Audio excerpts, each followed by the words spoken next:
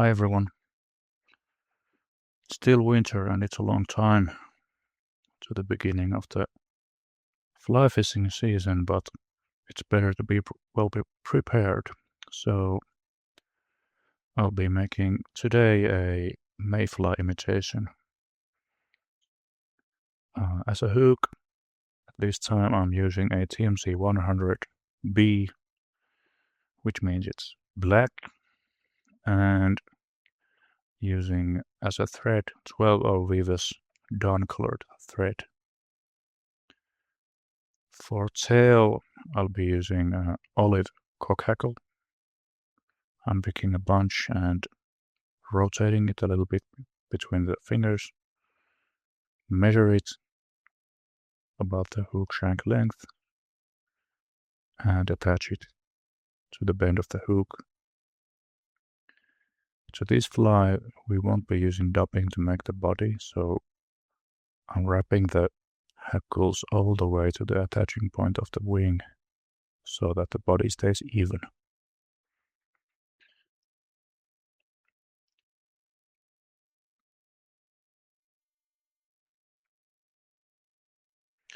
I'm pulling one thread below the tail so it will lift the tail and spread it a little bit. And then to making the body, I'm using this time a peacock herl that I have stripped off the fur with a pencil eraser, and it's also dyed to a tan color. Attaching the herl close to the tail, and when you attach it, make sure you go close enough to the tail. It's also a good idea to wrap a little bit of thread to the body section so it gives a little bit thickness to the body, like so.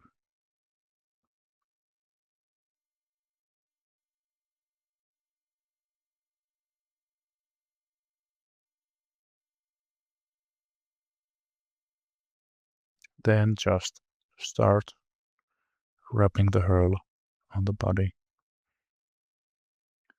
Make sure to go with even spacing, and if the herl jumps a little bit like it did there, be careful and go back and fix it while you still can. Don't be in a rush. Pay attention to detail and be careful.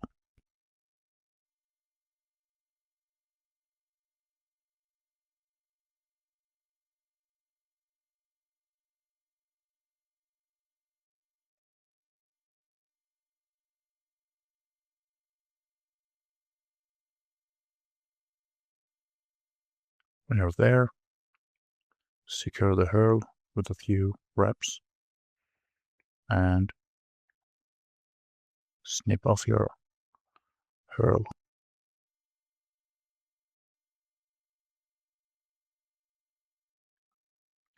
Next we'll make a wing. I'm using a lemon wood duck. I'm using only one feather now. For it, I'm cutting the tip of the feather to separate the wings a little bit. Watch for the attaching point to be correct and pull the feather through. Then secure it a little bit more and snip the rest off. The length should be at least the length of the body,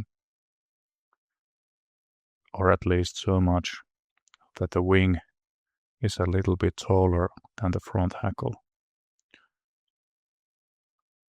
Otherwise it won't be even visible from behind the hackle. Pull back and add some thread in front of the wing to make it upright. like so. Then it's good to separate the wing a little bit. I'm using a tiny needle to make a little bit of separation to the wing. And then we'll make a little bit of figure 8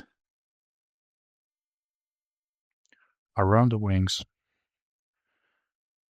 to separate them even more and make sure that they stay apart. Pay attention to the angle that you're using your thread. If the angle compared to the hook shank is too steep, it may cross the wing or make it too low. The position of the wing is important. It may affect the weight distribution of the fly and whether it floats upright or whether it will fall on its side when you're actually using it. So be careful here too. I'm attaching the hackle fibers. I've talked before about making broken collars, and I usually extend that to making the front hackle too. So the other hackle is olive grizzly cock hackle and the other is black hen. Usually I wrap them both at the same time, but this time actually, because the cock hackle is more stiff than the hen hackle, it's better to wrap them separately. I'm trying to make them both go, but you can see the cock hackle doesn't bend as well and they don't align when I try to wrap them. Also, if you want to make the hackle look neat, you should strip the other side of the hackles. But if you want to make them look more fuzzy, or if you want to make sure that they float well, you should keep the both sides of the hackle.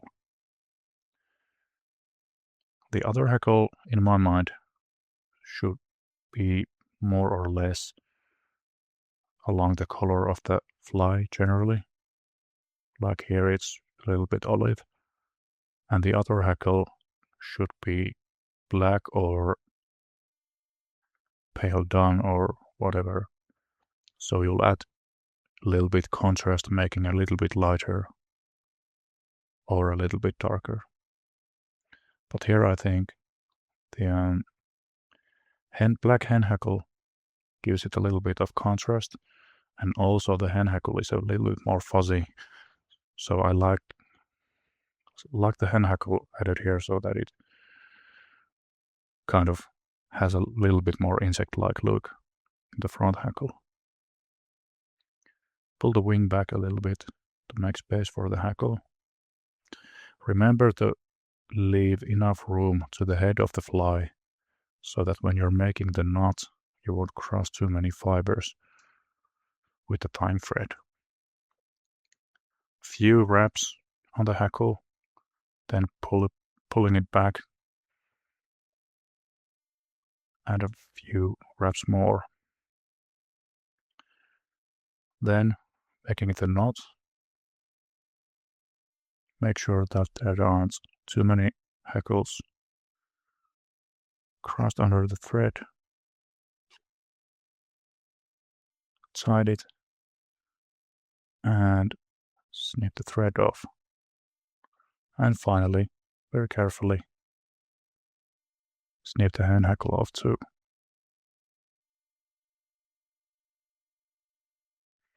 If there's fibers left under the knot, just snip them off carefully. It happens a lot, so don't worry. And here we have a decent dry fly for the spring and the beginning of the summer. Enjoy!